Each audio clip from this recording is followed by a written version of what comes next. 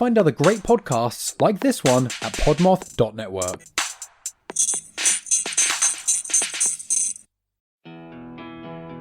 Everybody knows that true crime can be a real buzz killer.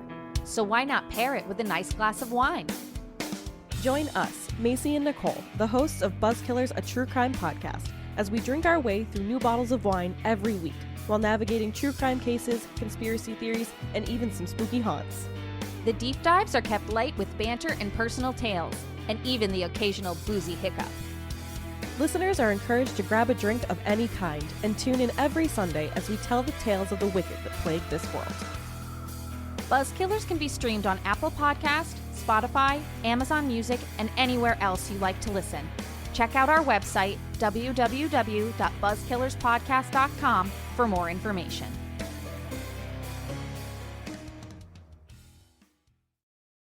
Hey, Twisted Listeners, I'm Cindy. And I'm Diva.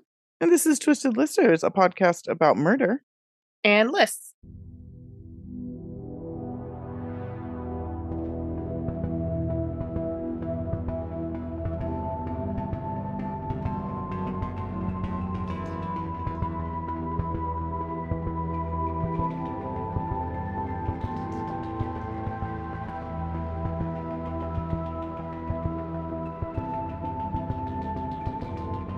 And we haven't said that in a week, and I almost forgot the script. So, yeah. We're brought to you by Podmoth Podcasting Network. They're amazing. Lots of good podcasts on there. Check them out. And Diva's back from Europe. I am. And if I sound stuffed up, it's because I have the snuffles that is not COVID. I just checked, but it is making me sound like I'm in a fishbowl, but that's okay. Things happen when you take trains and planes and... Yeah, and you're in Europe where nobody wears masks, which, by the way, if everybody wants to be like, America's so stupid, they don't wear masks, it's like no, it's true. It's not just us. Yeah. No, like nobody does. So COVID's over if you want it. Anyway. Yeah, if you want it is the key phrase there. Yeah. Yeah. If you're going to live any way you want in your mind. Yeah. You're free. Yeah. You're free to do. Yeah. No more restrictions on us. So anyway, we're back. In effect, this might come out like a little late. I apologize, but we're recording on Sunday evening, and I don't know if I'll have time to fully edit. Hopefully I do.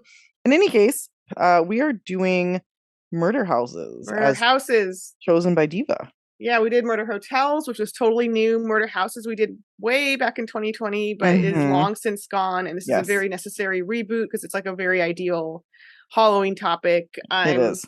Like I said last week, I was very disgruntled to be somewhere with less Halloween, not zero, but like less. Right. Less. And now I'm like back in my fully decorated house, and have a pumpkin beer, and I'm feeling right. Feels right. Good. Everything feels good. Yeah. Good.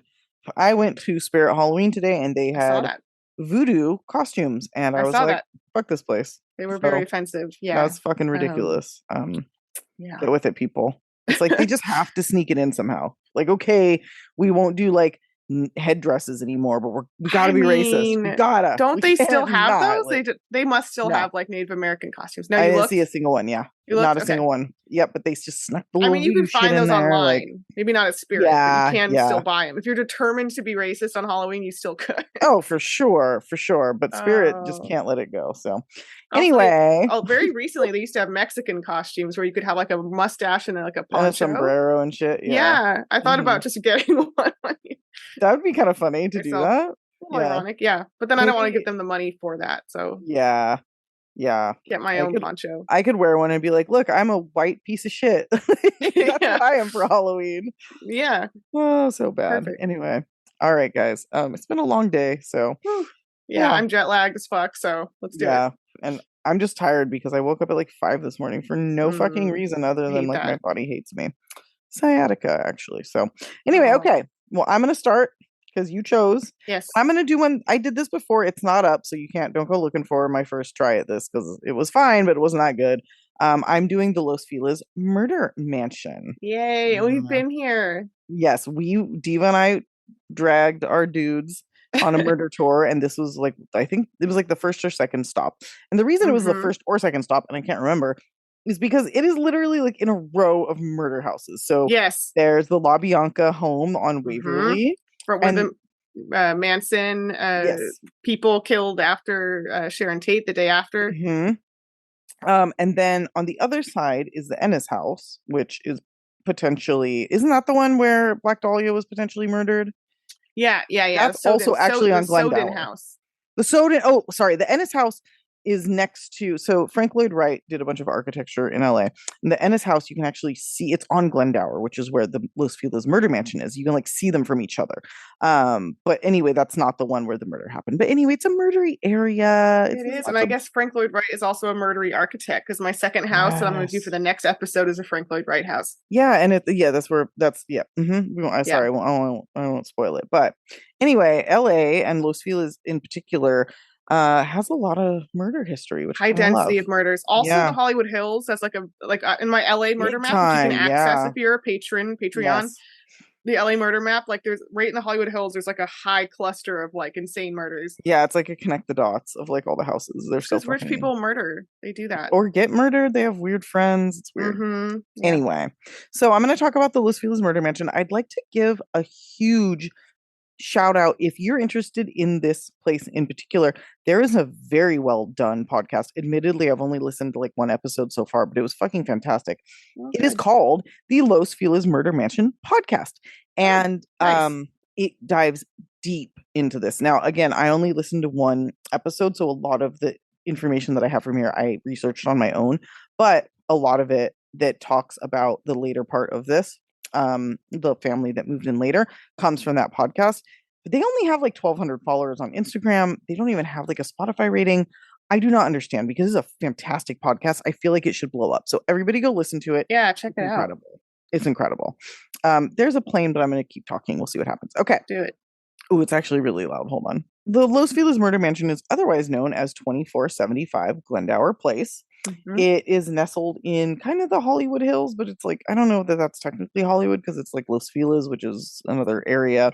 But in any case, it's kind of at the base of Griffith Park, which was named after, what's his name? Griffith J. Griffith. Oh, yeah, some asshole. Some rich piece of shit who shot his wife in the face and got the biggest park in Los Angeles named after him. So, yeah, little fun fact. Didn't know that. Okay. Mm-hmm. So this house at 2475 Glendower Place was built in 1925. It was commissioned by Harold Schumacher, and he paid Harry, I think it's Werner, to build this. And this architect is most famous for, well, maybe not most famous, but he's famous for building the very first Carl's Jr. restaurant, which apparently is like really cool architecturally. And he's mostly known for like Spanish Revival mansions, which is exactly what this house is. Yes. So location is key. Like I said, it's next to the Ennis house, which was designed by Frank Lloyd Wright. It's right near Waverly Place. I think it's Waverly Place where the murders happened. It's on a quiet cul-de-sac. So really weird. And it's really, really cool. The house is 3 stories tall. It sits on a hill. So there's a retaining wall that's like as tall as our heads. And Diva and I have been there, so we know this. And you walk upstairs. I think there's something like 28 stairs from the ground floor to the door of the house. And then the house itself is 3 fucking stories. So it's a big ass house. Very commanding presence. It is. Yeah. It has 2 large windows on the bottom floor that kind of go into the living room. And then above that, starting at the 2nd floor and leading to the 3rd, is the window that like all the pictures you see, everybody focuses on it. It's a really tall, somewhat skinny, kind of narrow window that has like brick, like Spanish style brick all the way around it. And right through the window, if you look through the window, there's a staircase. So it's a weird, that was definitely like an architectural thing that happened after this a lot too, especially in like apartment buildings. They have like a glass, like a glass wall basically with like a staircase behind it, but it's kind of creepy. Yeah. I also want to point out that Spanish colonial revival architecture is fascinating, and it has absolutely nothing to do with Spanish colonial architecture. It's actually a complete fantasy. Yeah. Like, but it's super common in LA. And this was like, at this time, this was built like the hottest like way to build. Yeah. Oh yeah. It's like, honestly, like it's the whole landscape of LA. Like you see these houses and you think of LA. It's like very much. Yeah. But anyway, so it's a big fucking mansion. It's on a huge plot of land. If you go look right now, I'll talk more about it, but they're trying to sell it, and like they've like plotted what it could be. And there's like a giant house, like elevated walkway. You could put a pool in there. It's got a big fucking property. But at this time, they didn't have a pool. It was just a fucking mansion with a big yard, right? Sure. It's a very weird, unique place. Like I said, in 1925, Harold and his wife, Florence Schumacher, built it and moved in. I don't know what they did, but they did come from Washington State. They had a bunch of money. And within 3 years of living in the house, both of them died. They both died in July of 1928. They died 27 days apart. Oh my God. That's Florence, spooky. it's weird, right? Florence died July 1st of heart disease at 41 years old. So that's pretty interesting. 27 days later, Harold died of pneumonia. So that's weird. Fucking weird, right? Yeah. That feels spooky. It is. It's like I'm gonna yell at Sam. Sam, light that pumpkin candle, god damn it. I want to feel more festive. I might keep that in. That's amazing. So that's fucking weird and spooky, right? Like 27 days apart, both in July of 1928. So they couldn't sell the house. They put it on the market the day that Florence died. So I don't even think Harold knew that he was like sick and dying at that point, but he was like, my wife died in this house. I'm going to get the fuck out. So they put the house up for sale. I think like somebody who was handling his estate, somebody like related to him. And then when he died, they kept the house for sale, but nobody would buy it. Like it just wasn't selling for whatever reason. I think because 2 people fucking died in it. So finally they started allowing people to rent the home, and the money went to the Schumacher estate. So obviously they're very rich. Only rich people could afford to rent the place, including a film critic named Welford Beaton, who moved in with his wife and their 20-year-old son, Donald, in, I believe, 1930. So 2 years after these people died, they'd had, I think, like a kind of string of like temporary renters, and then these guys moved in. Donald, the son, who was 20, had been suffering from a recurring infection, or like, I think it was I read infection, and then I also read it was like like a fungal. Well, I guess a fungal infection is an infection, but he got a blister on his foot, and I think it became systemic, like it just got into his blood. Oh, God. And he'd had it for like 4 years. So he was like 16 or 17 when he got this infection.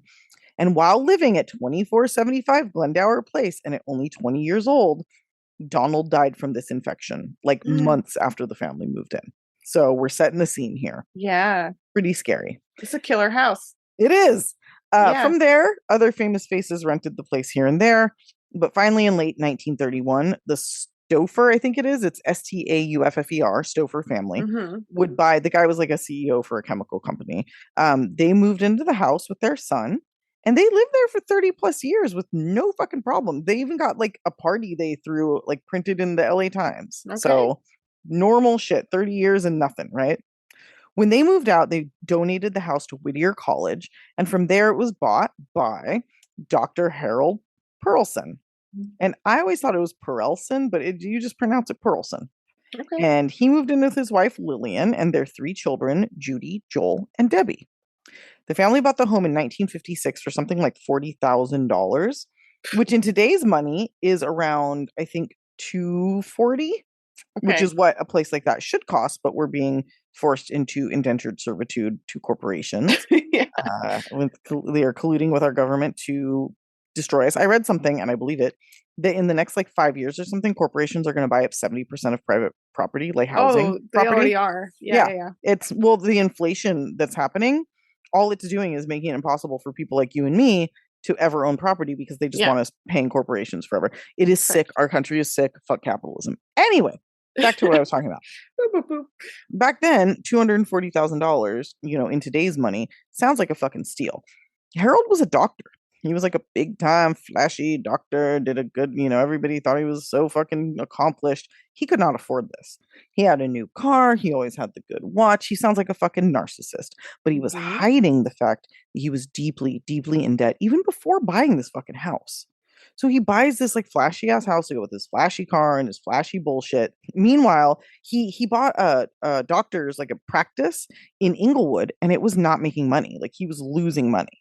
And he's lying to everybody. He's not telling anybody. The kids are going to school. Everybody's thinking everything's fine. They're living in this nice fucking neighborhood. Also, can I just say that this story, the whole like family annihilator or like wannabe family annihilator is always this guy. Yes. Always. It's some fucking white dude who is a narcissist and needs to like present as like super rich and successful. And then when he feels like he can't keep up the fucking bullshit anymore. His solution is to kill his family, which I do not fucking understand. And conflates like not only his worth, but his entire family's like worth and like worthiness to live with their financial stability. And if there's like a single financial hiccup, it's like, oh, well, we'll all just die. I'll just murder everyone and then kill myself. Okay. Or like I'll murder everyone and go on the run. Like it's so fucking insane. These guys are the worst. So he is in no way unique or interesting by himself. However, he did actually have mental health issues, which is shitty. It's confirmed now that he was hospitalized at one point for this, pretty shortly before the murders. So in any case, things were bad, but like I said, his family didn't know. It kept it hidden. And on the evening of December 6th, 1959, Harold, who was 50 years old, and his wife, who I believe was 43, went to bed. Harold got up in the middle of the night and attacked her with a ball peen hammer. Which, if you don't know what a ball peen hammer is, look it up. They're not super big. They have a pointy end, almost like an ice pick. They're fucking horrible. And he beat her fucking brutally. But something I did not know until recently is that she did not die from the beating. Rather, she choked to death on her own blood. Ew. Yes. So she was dying in her bed while Harold finished beating her and then went down the hall into his daughter Judy's room and struck her in the head. But he did not hit her quite right. He missed his mark. Judy woke up screaming and bleeding and ran out of the house as fast as she could and ran to the neighbors for help. Joel and Debbie wake up. They're like, what the fuck? They peek their head out of their rooms and their dad, Harold here, says, you're having a nightmare. Go back to bed. That's so scary. Yes. They both are like, I think the fuck not, and go out, get out of the fucking house, right? Yeah. Harold then, I don't think he called the police. He may have, but he took Nembutal, which is like a sleep aid, and there was a story that he drank acid, but like I don't know that actually happened. So I don't really know what happened to the kids. I looked them all up. The only one I could find was Joel, and it seemed like he got married and lived in like Venice and other areas in Southern California. He's still alive, I believe, and he's 76 if he's who I found. Okay. But I think they all basically like intentionally like disappeared into obscurity. Yeah. Just high, like who the fuck wants to be hounded about that, you know? For sure. So we don't know a lot about what happened to the kids after, but basically the family just was no longer in that house after that night. Yeah. And the house went up for sale with all of their belongings inside of the home. I think maybe the kids took their stuff to wherever they went to live. And it sat vacant for 10 months, which for a mansion in that area is basically a lifetime. Oh, yeah. No, it's because of the curse, because of the murders. Like, yes. Yeah. Well, that's the thing. There's a plane, but I'm going to keep talking. That's the thing. This was not just known locally. This made national news. Like everybody fucking knew about this. It was a huge story. So this house became like cursed, essentially. Like nobody wants it. And then, you know, I don't even know that they knew about the other people that had previously died in the house. But this murder was the fourth death in that house in 32 years, 31 years. That's wild. It's a lot of death for one fucking house. So nobody would buy this house. It sat there. Along come Amelia and Julian Enriquez. They are super rich. They're from Mexico. They were actually born, I believe, in Texas. But at least Amelia, who went by Emily to make white people more comfortable, she was born in Texas, but her family is all from Mexico. And they're the kind of rich, like they have servants in their mansion. So like rich, like really, really. Yeah. Okay. That being said, they also bought a gas station near their home in Lincoln Heights. They lived in Lincoln Heights. They bought a house there, and we'll talk about that in a minute. And they bought a gas station, and they worked in the gas station. And Amelia would actually work on the cars along with Julian because they didn't want to pay to have employees, because they were trying to work really hard and save up all their money for their son, Rudy. They could only have one son. They were not able to have more children for whatever reason. But even though they had lots of money, they wanted to work hard and have even more to make sure that their son would be taken care of no matter what. Yeah, just set him up. Just set him up. He was the apple of their eye. They loved him endlessly. So they did this for a number of years. building on their already great wealth. And then they bought this house and they bought this mansion. But the thing is, I'm gonna skip back a little bit now. If they're so rich, servants and mansions in Mexico, why is this family living in Lincoln Heights? Because Lincoln Heights is basically always has kind of been not a great neighborhood. It's starting to be gentrified now, but even back then it wasn't considered like the greatest area to live. The answer is redlining. And I don't know what redlining is, but its origins are it comes from racism. So basically, homes and areas are given a ranking system, like green, yellow, red, essentially. Like the best neighborhood you want, okay neighborhood, don't live here. And what realtors would do, and they had to do this or they would lose their jobs, is they wouldn't even show like Mexican people or Black people any area that wasn't red. So you were only offered homes in bad areas if you weren't white. And only white people were shown homes in the green areas. And the Los Feliz area where this house is, from basically the beginning of the inception of Los Angeles, has been considered a desirable neighborhood. And also like rich oil barons in like Huntington, like these guys literally actually sat down and made the lines at one point. Like someone took a marker and was like, here's this line. Like someone made it. Yes, they actually made like a physical map and was like, this is where the brown people go. Yes. This is where the white people go. Yes. And it was, of course, all the shitty areas that are polluted and have fucking, bad soil, poison in the soil and water. Like that's where all the brown people go. And all the beautiful places at the base of, the hills and the park, that's where all the white people views go. And yes. Stuff. Yeah. So even though these people were probably richer than most of the white people that didn't want to live next to them, could only live in so many places. They could only live in so many places. So they bought it's actually a really nice house in Lincoln Heights. We'll talk about that. But that's why they couldn't buy anywhere else to begin with. However, this house is fucking cursed. So the agents, I assume, just allowed these brown people to see this house and let them buy it because nobody else was going to fucking buy it, right? Okay, so now we kind of know how they got the house. What happened after that? So this is where all the mystery, and if you look it up on Google and all that, you're going to see. Basically, people trespass like we did. We didn't go all the way in because we were wussies, but some people get into the house and they've reported seeing Christmas trees with presents that are still wrapped because it was December 6th. So they're like, oh, the family just like, it's like a moment captured in time, the night of the murder, right?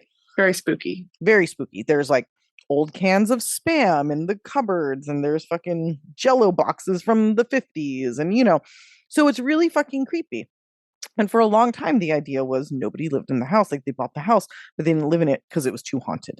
Right. So, and the family just kind of abandoned all their stuff, like post-murder. Yes. So what really happened is that when the Enriquez family bought the house, they paid an extra like $750 for all of the items inside of it. Oh. Yeah. So basically part of the sale was like, hey, you got to buy all their shit too. So like all their couches and chairs and just basically they were buying it as is essentially. Right. So they bought it for, I think, just under $46,000, which again is like 250 or 60 because it was like 3 years after the Perlsons bought it. Right. So the inflation hadn't gone up that much. So around the same amount of money. And they bought all the stuff in it. So now, like I said, we have all these people going in there, breaking in because the house has been abandoned and nobody's lived there. And it's just a moment captured in time. And it's because it's haunted. The reality of what actually happened. Well, first of all, it's very convoluted. And everything I say here in this section comes from the Los Feliz Murder Mansion podcast. So all credit to them. Okay. Basically, they got in touch with Rudy, the son, many, many years later. And they were like, why did your parents buy this place and then never move in? And his answer was, my parents lived there for 30 years. However, this has been proven to be probably not true. Rudy is a very sweet man, but I think for whatever reason, he just didn't want to open that can of worms. So he just said, oh, no, they were there. Maybe nobody saw them, but they were there. But it's like, dude, if they were there, they just like lived with like 30-year-old Spam like in their It's very clearly like, 50s like stuff. Like yes, very it's clear. very it's period dateable. Yes, and that it's been sitting there unmoved, abandoned. For a very long time. But okay, so they're like, so that didn't really answer the question. So people were like, they didn't live there because it's haunted. And he's like, it's not haunted. It's not haunted. And this podcast also found that sometime in the 80s, somebody did live there. There was like a water and power bill that was consistently paid or like basically for 7 years, 82 to 89. So maybe he did live there, or maybe he just had the power on so he could be there in the daytime or whatever, right? But if you look at the records of like where his parents died, they died in the Lincoln Heights house. Like that's where they're on their on both death certificates, and they didn't die back to back.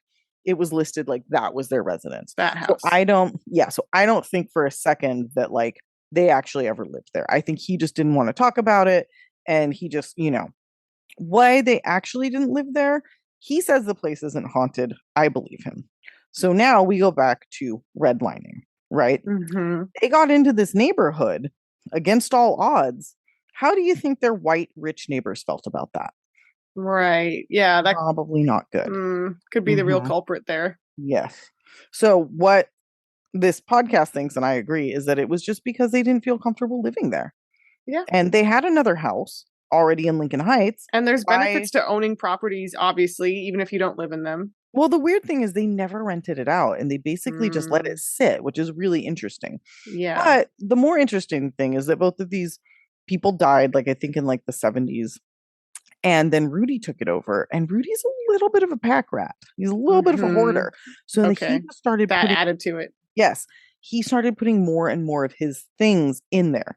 But he was putting his things from like when he was younger. So things from the 50s and things from the 60s were ending time up. Periods. Yes. Yeah. So when you go into that house and you go, oh, this was all like the Pearlsons. The couches, yes. The presents, maybe. Rudy said he put them in there. Rudy said the wrapping paper was his. There's definitely Playboys from the 60s. There's definitely it's a mix. Yes. So it's not all theirs. There was a guy who broke into the house and stole a jacket out of it, and like talks about this on some podcast that he does, and that's not cool. But there's a guy that like broke in and stole an army jacket out of there, and he was like, oh, I took this from the Pearlsons. But no, there's photos of Rudy wearing it when he was a kid. Oh, so it's his, he stole Rudy's jacket. Yeah. Right. So the vacancy again was due to racism, not ghosts. And, like I said, he was a hoarder. He put a bunch of old shit in there and let it sit in there. And it sort of created this big mystery around the house. Right. Okay. Yeah. But in reality, it's just like he's super eccentric. He has properties all over. He has one in Hawaii. He died in 2015 at the age of 83, but he had property in Hawaii. He had a bunch of properties in LA. He'd let his friends, when they're like down on their luck, stay there, which may have been who was actually staying in the Los Feliz murder mansion in the 80s. Like, who knows? But basically, we don't really know if anybody ever lived there. He said they did. It doesn't look like they did. There's no like water or power bills from many of those years. Yeah. But basically, it's all the stuff that's in there. Half of it's was just like an old hoarder's junk.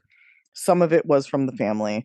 That's so interesting. Yeah, but it is very spooky looking, the photos, obviously. It's super spooky, yeah. And when we went up there, the light was kind of on, that creepy window. So that was like, oh.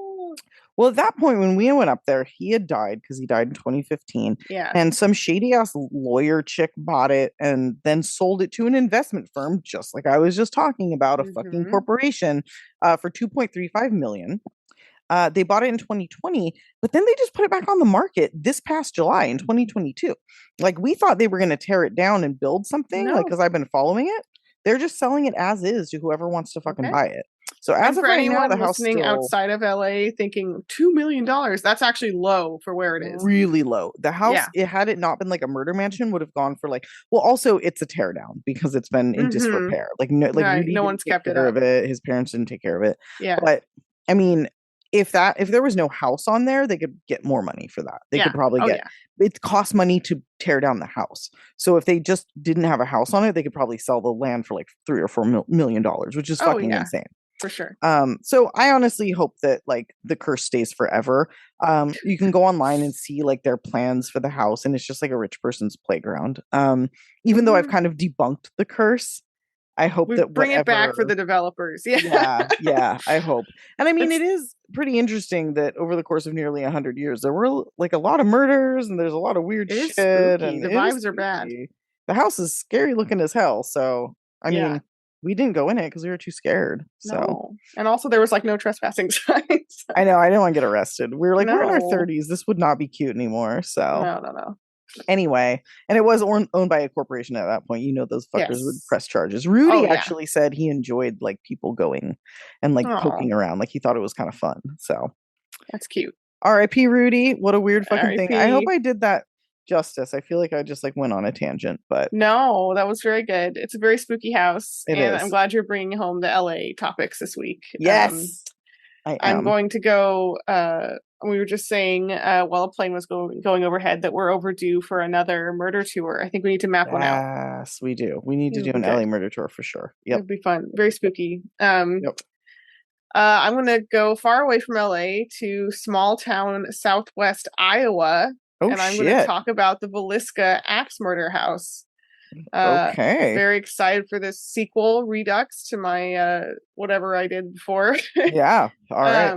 And researching this helped me keep the spooky alive while I was in Amsterdam. So Love it. this happened on June 9th in 1912. Things are very spooky in the teens. I can't explain why, but they are. It was a spooky time. It's weird. so When I think of the spooky. teens, I get Halloween vibes all day. I don't know Halloween why. vibes. So Oh yeah. weird. Yeah. Also, you're like, can I say that I'm on Zoom with Cindy right now, and she's in like the pitch black darkness, so it's very spooky. I like barely see my face. I know. I was like, should I ask somebody to turn lights on for me? But I kind of like it. It's spooky. It is spooky. All right, so we're in Villisca. It's a super, super small town like I said, in Iowa. It has about 2,000 people. It's around 2 hours outside of Des Moines, so that's like the next biggest, city. Yeah. This house is a pretty basic, like, farmhouse or kind of a standard house built in 1868. And so it's already pretty old by this point. Maybe it already acquired a few ghosts. We don't know. Mhm. Our family in question is Josiah Moore, who's 43, Sarah, his wife, is 39, and their 4 kids are Herman, who's 11, Catherine, who's 9, Boyd, who's 7, and Paul, who's 5. Okay. This night of June 9th, they had all gone to a church event at their Presbyterian church for Children's Day. They had taken along with them 2 of the girls' friends, Lena, who's 12, and Ina, who's 8, Stillinger, both Stillinger sisters. Okay. I didn't know there was something called Children's Day. Yeah, it's a thing. Is it's that? an actual day. No, it's a day. Look it up. It's a holiday that no one cares Really? about. Yeah, that sounds right. Yeah. Yeah. Add me it's to like the list. Well, it's like Father's Day, Mother's Day, but then it's like this other one that never caught on. There's Children's Day. Yeah, because as a mother, I can tell you every fucking day is Children's Day. So, like, please give me a Children's break. Day never caught on. But no, I Yeah, used to have a yeah. thing for Children's Day when I went to my grandparents' Quaker church growing up. I remember I did things for Children's Day. The Quakers are very nice people, so of course they're going to do that. They are. Yeah. Anyway, all right. So all right. anyway, so they went back to the Moore house after the Children's Day festivities, which, it's 1912. It's Presbyterians. I can't imagine it was like a rollicking time, Yeah, probably not. Pretty mellow event. So they went back around 10 p.m. And the Stillinger sisters end up staying the night because they didn't want to walk home in the dark, which I thought was a little bit spooky to me. That is spooky. So the next morning, Mary Peckham, their neighbor, is like, something is fucking up because she's a nosy neighbor, and everyone is at this time, I imagine. Right. And things are just quiet. The classic account goes that she was concerned their horses were restless, the farm animals aren't fed, something's amiss. Mhm. And they would normally be up and like attending to all these things, as you do when it's 1912. You got to like milk your cows and shit. Right. So out of concern, she goes over there. No one's answering. So she calls Josiah's brother Ross, who comes on over and finds the whole family brutally murdered. Oh shit. Okay. Yeah. whole family. Autopsy, all of them. Yeah, including the Stillinger sisters. So autopsies show that the 8 victims had all been axed to death in their sleep. Oh my god. Axe At least they were murders. asleep. Yeah. Yeah, I mean, there was a bit of a struggle. I was going to say only Lena, the 12-year-old girl, had some marks on her arm indicating she had briefly struggled, like kind of like reached up to be like, just to stop it. Yeah. And that's oddly, sad. only Josiah had been killed with the sharp part of the axe. Everyone else had been bludgeoned to death with the dull side. That's weird. So what do you think that means? Were they after him specifically, or did they like him more? Well, what's more horrible? I mean, there's an obvious reason that you want to get out the biggest physical threat first, right? Because he's the man of the house. Yeah, that makes sense. But then also, interestingly, I saw that someone said somewhere that the dull side was thought to have been used strategically because the sharp end could get lodged into a wound or someone's skull more so, whereas the dull side is not going to get lodged like the pointy end will. I think it was strategic as well. Got it. Everyone was overkilled to death. Like there's 30 strikes after each of them was already dead. So like they had been bludgeoned into literal smithereens. The axe had also made marks. The sharp part of the axe had made marks in the ceiling because this person was striking so hard that the arc of their swing made the axe stick into the ceiling. Wow. Like that's quite a visual. Yeah. That is really sick. So Josiah had been attacked first, like I said, then Sarah, and then the kids, pretty much back to back. And here's the spookiest part about this case is these details with the crime scene. The curtains had been drawn, which is sort of like obvious. Right. And this is the terrifying thing to me. All of the mirrors in the house had been covered with sheets. That is so fucking weird. Oh, it's so creepy. Weird. It's so creepy. There was uneaten food in a bowl on the table. It's unclear if that was from the killer or the family. The victims, again, this is way before DNA testing, so we don't fucking know. You're right. The victims' faces were also covered with sheets. That's so fucking weird. Ugh. Yeah. Exactly. And old-timey kerosene lamps were also found at the end of two of the kids' beds. And one was by the bed of the Stillinger sisters. And so, like, just take a moment to realize that these people are getting axed to death by kerosene lamplight. Yeah, that's extraordinarily creepy. That is extraordinarily peak spooky. That is so scary. It really is. Jesus. And what's really interesting is that the lamp and the axe was from the house. This person did not come with either of those items and did not come with a murder weapon, but just went into like their like barn or their garage, found the axe, found the lamp, and proceeded. So that's just weird to me. Yeah. Also, a slab of bacon wrapped in a towel was found in the room of the Stillinger sisters. I have nothing. I have nothing to explain that for you. Spoiler alert. I have nothing to explain that. And the bacon came from their icebox. There was more in the icebox. So he opened up their freezer, got some bacon, and then set it down. To the room with a lamp and then murdered some children? Yes. That's fucking bizarre. The murder axes were found nearby with a bloody handle that had been wiped down, but that was pretty much the only like cleaning really that had been done. Mm-hmm. Technically there was no sexual assault, but it's noted that Sarah's dress, the mom, was pulled up and her underwear was kind of removed or pulled down. So it could still have been a sexual like element there, just no like evidence. Yeah, okay, is it weird that this like screams like 15-year-old boy to me? I mean, yeah, it's not impossible. We don't like covering the mirrors, unsolved, right? But like covered mirrors, random bacon, like it almost sounds like, you know what I mean? Like breaking in and like vandalizing the house, but then they just like added in some murder. I don't know. Is that weird? I don't know. Well, I'll tell you about a suspect that I kind of like just instinctively, but anyway, it's all very weird. It's hard to make sense of, but yeah, there could have been a sexual thing, for sure. Or maybe that was just an afterthought. Who knows? There was also a pan with blood on it left on the stove. So it's thought that someone was kind of maybe cleaning up, like just rinsing their hands or whatever in a pot of water. Okay. So for about 3.5 hours after the bodies are first found, the scene is contaminated as fuck. And this is always the case in these old-timey murders. Same with Hinterkaifeck, right? Right. Where like the whole town is like, yay, this is a circus, and just like comes through. About 100 people came through this scene before any kind of police did. They were looking at the bodies up close, probably just poking them. People were picking up the murder axe and being like, "Wee!" Oh my god. Yeah.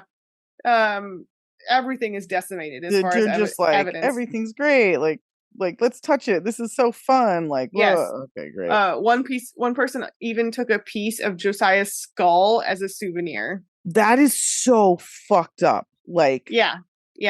And just morbid as fuck. It reminds me of your Patreon you did about like the torture, where people would like come Yes. and like buy hot dogs, and like you could like buy body parts from like the tortured to death people. Yeah. Like, people did that in the 17th, 16th century, you know, like taking body parts as souvenirs, and they did it then in 1912 as well. So yeah, Jesus Christ. There we go.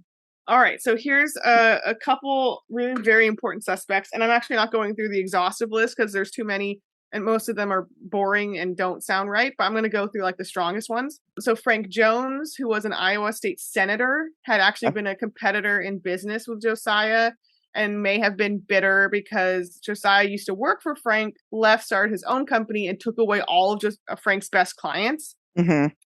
And Josiah was sleeping with Frank's daughter-in-law. Okay. Or maybe it's the other way around. Anyway, there's reason for some bad blood. Weird sexy time. There's weird sexy times and anger here. Okay. And the detective's main suspect was actually for a long time William Mansfield, who they alleged that Frank Jones paid to commit the murder. Okay. So it's either like the strongest suspects officially were either William Mansfield on his own or William Mansfield paid by Frank Jones. Got it. Those are the official ones. Okay. Mansfield was described by the detectives, official on the case, James Wilkerson, as a quote cocaine fiend. So you know, casual. That's not good. Yeah. Casual. He also loved axe murdering like a lot. So this is kind of the strongest thing against him. Mm-hmm. So 2 years after the Villisca Axe Murders, he was suspected, I'll say strongly suspected, of axe murdering his entire family, including his wife, his baby, and his parents-in-law. Right. He's also strongly suspected of another set of axe murders of only 4 days before the Villisca murders that were in Kansas. Mm-hmm. And he's also suspected in the murder of 2 other women in Colorado. So he's like on an axe murdering road trip, supposedly. Uh-huh. But again, these are all alleged. I'll say that. The detective said he could prove William was in the right places for all of these murders. And each time, also supposedly, and I haven't really verified all of this, but this detective says that in all of these cases, the mirrors were covered up. Uh-huh. By sheets, and a lamp was left at the foot of the bed. And in the Villisca case, just like in all of these cases, the killer wore gloves, so there were no fingerprints. Is there any reason this isn't the person for sure? Like, yes, there actually is. I'm going to tell you right now. Okay, I was like, well, that's the answer. Yeah, and I don't know. Were they all sheets really covered up in all those cases? I don't know. I don't know, because William Mansfield was arrested briefly in 1916, but he was actually released after a pay stub of his proved he was in Illinois at the time of the Villisca Axe Murders. Oh. So this could just all be a weird ass coincidence. Is it though? How could that's too? It's like weird. He's got a friend. Something's going on. There's no. He's still very way. Much a suspect. Yeah. It was also like in a random location though too, so like he would have had to driven. I mean, he was driving around doing murders anyway, but like it is kind of a stretch location wise, I think. Right. Anyway, so he actually ended up suing James Wilkerson, the Villisca detective, and won $2,000, which was a lot of money at the time, perhaps. Oh wow. Detective Wilkerson would actually like never ever give up saying it was William Mansfield. He claimed that it was the power of the state senator Frank Jones, who paid him, that kind of hush and ended the case and made like maybe the senator invented the pay stub. You think? Okay. So that's kind of like the angle that Detective Wilkerson. That's what I was gonna say. It's like saying. It's just a pay stub. Like it's not. Right. It's not like the detective was saying that this is like a hush cover up because of this powerful person. Yeah, my money's on him. Like for sure. Here's the suspect I weirdly kind of like feel better about. Okay. And I don't have a great reason, but here's the official reasons. The other suspect that kind of the officials divert to next after their case against Mansfield falls apart is Reverend Kelly, the local priest who was at the Children's Day event at the church. And I'm sorry, I just feel like it's this fucking guy. Here's the vibes. Here's why. He left the next morning. He left town. Okay. He's with this family. The next morning, he's out of there. He also supposedly told people about the murders before the bodies were found. That's hard to prove, but okay, unless there was like hours difference. But it doesn't. There was sound like hours difference. He so told he's people telling about people it at like 6 a.m. or like what? He told people way before. Yeah. But that's the thing is like, weren't they found the very following morning after the murder? So like, I don't know. I forget the exact time stamps here, but he definitely told people. okay. Like, it's alleged that he told people hours before. Okay. He also was left-handed, which checks out with all the evidence. I think it's a left-handed person. Okay. He also supposedly gave a dry cleaner a bunch of bloody clothes to clean shortly after the murders. He's like, hey, can you take care of all these bloody clothes for me? Also, I'm getting out of town. He also inserted himself in the investigation and would show up to the crime scene periodically. Later, one time he even claimed to be with Scotland Yard and claimed to be an investigator. Okay. So he's arrested in 1917 and actually confesses and it's supposedly he later will claim, or his lawyer maybe will it's not clear who, will later claim that this was due to police brutality that he confessed, and they asked for it to be discarded, but he did fucking confess. Right. And he said that he heard God. This is the fucking, I'm sorry, it's a little bit metal, but it's also very spooky. He said that he heard God tell him to, quote, slay utterly. Wow, slay utterly. I think that's like a fucking Boss Babe thing now. I'm going to slay utterly. Slay, yes. He did not mean that kind of slay, like slay queen. He meant like slay, like axe murder like children. Axe murder. It's a very different very vibe. different slay. Very different slay. Super different. Yeah. That's insane, though. Slay utterly, Slay which would utterly. also be a great like name for a metal song. Seriously. Wow. Yeah. And he also, this is from the Bible, he also heard God tell him to, quote, suffer the children to come unto me, which is like a really appropriate use of that Bible. It really is very literal. It's very on the nose, I feel. Yeah. So again, he gave a very spooky confession. And I don't know why I have like feelings about this guy, because he was just described as like deranged and like unhinged and sort of like mentally not all there. And to me, the mirrors and the bacon and the sheets, everything feels like this could be this guy, because he's clearly like all over the place. Right. It's, it feels right to me. Okay. There's also a little bit of hubbub around a serial killer named Henry Lee Moore, which no relation. Okay. Another Henry Lee. And also, like Henry Lee Lucas, he was a drifter serial killer. Dude, what the fuck, Henry Lee? Okay, parents, that's not a name for your children, just so you know. Yeah. But I'm not going to go into him too much, because he would have really had to kill them at random. And other than him just being in the area, which, hey, he was a serial killer in the area. Yeah. There's not a ton of solid evidence. But anyway, I kind of like the priest. Obviously, Mansfield is pretty tight. That feels good. But the priest, I get it, because like the bacon thing is fucking weird and like smacks of like mental instability. And obviously he's like talking to God. So it feels like that might be right. Utterly. Like, come on. Yeah. Oh, I forgot to mention bacon. So, well, what'd you forget to mention? He's like, slay, God is like, slay utterly, and then eat some bacon. Some raw bacon. I forgot to mention that Reverend Kelly was tried twice and acquitted both times. So no one has ever been prosecuted for these murders. Or they've been prosecuted, but not convicted. Not successfully. Yeah. So a little bit to end on the house here. I have a hot take. At one point, the house was renovated to be pretty historically accurate and preserved. So it's in good shape.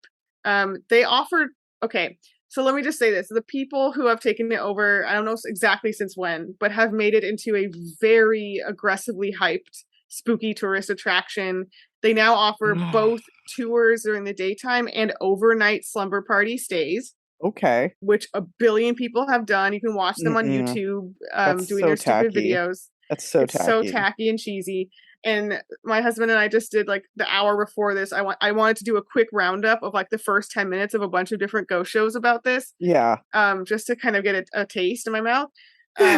There is a very cheesy episode, first of all, of Ghost Adventures with the Villisca Axe Murder House. God. And if you don't know that show, just Google it so you can see how mind-blowingly douchey these guys are. Come out, bro. come on, come out, Yeah, bro. ghost. Yeah, Oh, bro, ghost. Hey, if Fuck you're here, you. tap the thing 3 times. Like, it's so annoying. It's so annoying. I hate them. I hate them. Yeah, and in the beginning of the thing, and in their promotional photos for this special, they all have axes standing in front of the house. Like, how big of an asshole do you have to feel like doing something like that? Like, if you're not like Oof. deeply embarrassed, He has hair that spikes, but like sloops, both sides sloop inward to just one big yes. stupid spike. Oh my god, the faux hawk. It's like, so- dude, it's not 1998 anymore. Like, get the fuck really out of bad. here. He I'm kept sorry. that going for a long time. Did he though? Anyway, He thinks he did. Anyway. Yeah. Sorry. So here's the thing. Like, here's my hot and spicy take. I'm just gonna say it.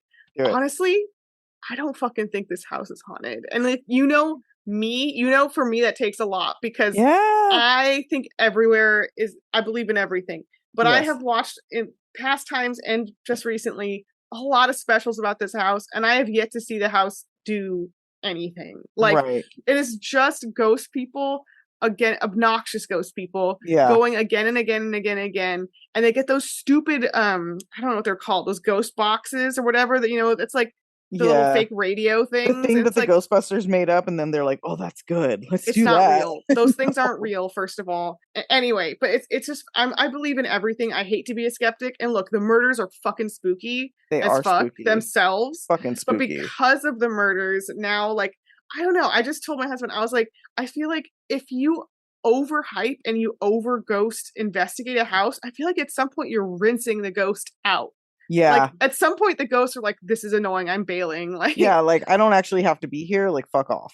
yeah, like, they're just gonna bail. Like, if Yeah. you're like going like, "Oh, ghost, knock on the table," like, I'm sorry, a ghost is gonna be like, fuck you. Like, are you Like, kidding me? Like, they're not yeah. gonna do that, Like, bro, I'm a ghost. I don't have to fucking do anything. Like, fuck off. And I'm sure, it could be haunted. It could be haunted, and like I said, the ghosts just don't perform for the Yeah. ghost shows. Yeah.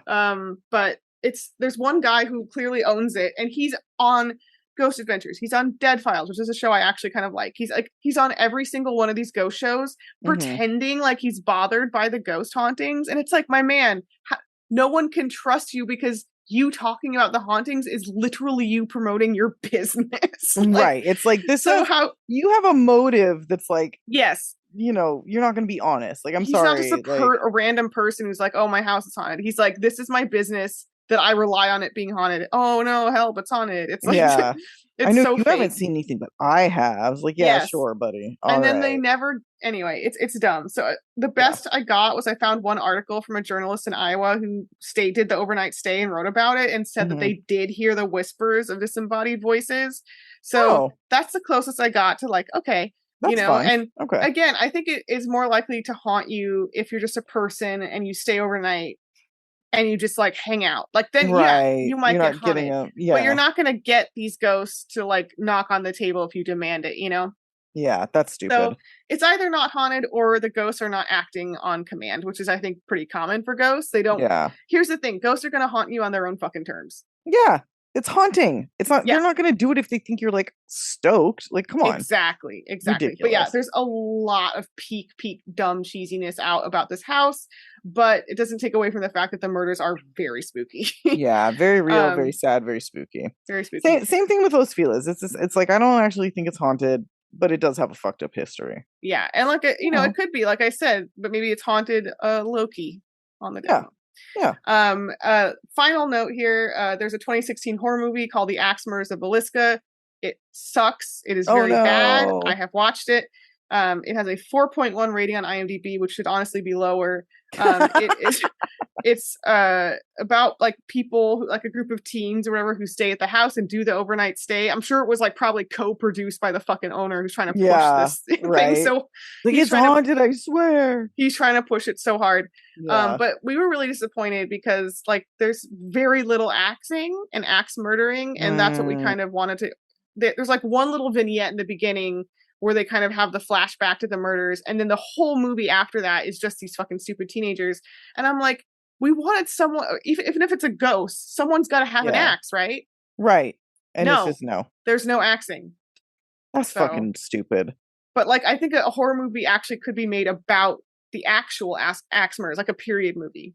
Dude, for So, sure. It'd be that creepy could as be fuck. great. I wouldn't Yeah. sleep for weeks. And if Yeah. they did it kind of like as a Amityville thing where the house is evil and it makes them do it. Yeah, that'd be kind of fun. Yeah. Just don't fucking cast Ryan Reynolds again, okay? Like, maybe if I just like do my dream of making horror movies, it's let's do it, man. I can make it. Yeah. I'm in.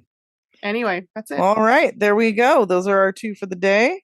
I hope Yeah. you guys like them. I hope I didn't ramble too much. I just like it's hard to get all that information out quickly, and it's a No, it's a rich convoluted story, topic. but it is. Yeah. Anyway, yours was great. Thanks everybody for listening. Please like, rate, review. We're getting more and more reviews on Spotify. It's really Yay, thank cool. you. On Apple Podcasts, it's great. Keep it up. Tell your friends. Tell your neighbors. Tell everybody. Tell your cats. Tell your cats. They'll listen. Cats love podcasts. They do. Yeah. Podcasts. Thanks. Podcasts, yes. Thanks again for listening, everybody. And Peter Tobin died. Rest in hell, you piece of shit. Fucking Bible John wannabe motherfucker. I don't actually think he's Bible John, but like he's connected to Bible John. Anyway. I don't even know what you're talking about. Oh my god. Look him up, Diva. I can't believe you don't know who he is. I'm sorry. Oh my god, he's amazing. Anyway, I mean he's amazingly terrible, but the story is fucking spooky as fuck. Bible John is one of those stories that spooks me to the core. I remember you covering that. Yes, it's fuck it up. Okay, anyway, he's dead. Good riddance. Thanks for listening, and until the next half, Stay off our list. list. Stay off 'em. Bye.